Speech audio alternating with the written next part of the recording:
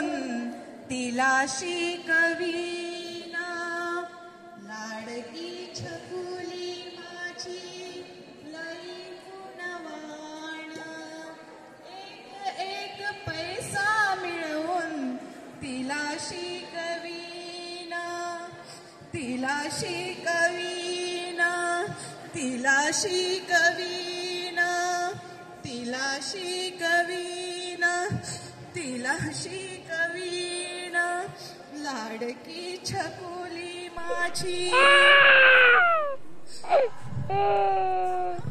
का ग, काय झालं? का रडते तेवढी?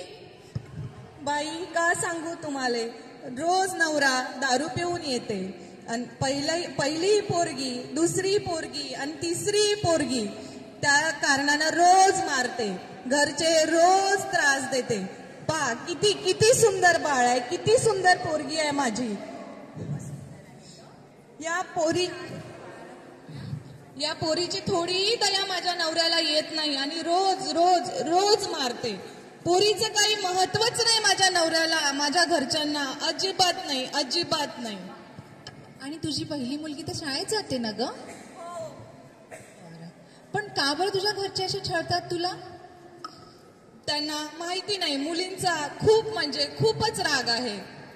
त्यांना माहित नाही का आपली पहिली प्रधानमंत्री सुद्धा स्त्रीच होती? सगळं माहित आहे बाई, पण का करू, काही त्यांच्या कळते पण वळत नाही, अशी परिस्थिती झालेली आहे.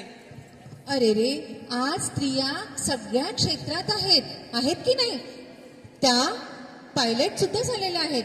आज मुख्याध्यापिका, चपराशीपासून तर मुख्याध्यापिका त्याच्याही पेक्षा वरच्या पोस्टला स्त्रिया आहेत की नाही? मग त्यांना हे माहित नाहीये का? त्यांनी उलट मुलगी झाली म्हणून काय झालं, तिला शिकवलं आणि चांगल्या उच्च पदावर नेलं तर ती सुद्धा आज काही करून दाखवू शकते, हो की नाही?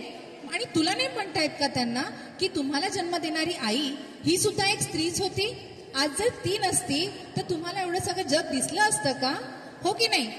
तर मी काय म्हणते, तुझ्या कुटुंबाला वंशाचा दिवा पाहिजे, बरोबर आहे? हो बाई, त्यांना वंशाचाच दिवा पाहिजे. त्या वंशाच्या दिव्यासाठीच या ज्योती विझवाच्या मागं लागलेल्या आहेत, ज्योती विझवाच्या मागं लागलेल्या आहेत. अरे रे, जर हीच स्त्री शिकली सवरली तर त्या घराचंही नाव रोशन करते आणि ज्या घरी ती लग्न होऊन जाईल ते सुद्धा घर ती त्याच्यात सुद्धा प्रगतीच होईल.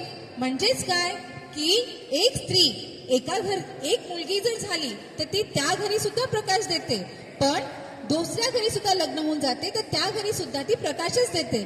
म्हणूनच आम्ही म्हणतो की मुलापेक्षा मुलगी बरी, प्रकाश देते दोन्ही घरी. धन्यवाद.